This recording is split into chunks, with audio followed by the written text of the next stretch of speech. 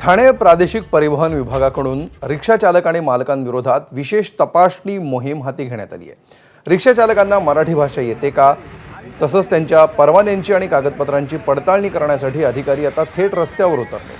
प्रत्येक रिक्षा चालकाचं driving licence, batch, वाहन नोंदणी कागदपत्र आणि अन्य परवान्यांची तपासणी केली जाते। यावेळी चालकांना मराठीत संवाद साधायला सांगितलं जात आहे। त्यांची मराठी समज आणि बोलण्याची क्षमता तपासली जाते। या कारवाईमुळे प्रवाशांच्या सुरक्षिततेसोबतच मराठी भाषेचा वापर वाढवण्याचा प्रयत्न असल्याचं आरटीओच्या अधिकाऱ्यांकडून सांगण्यात येतं।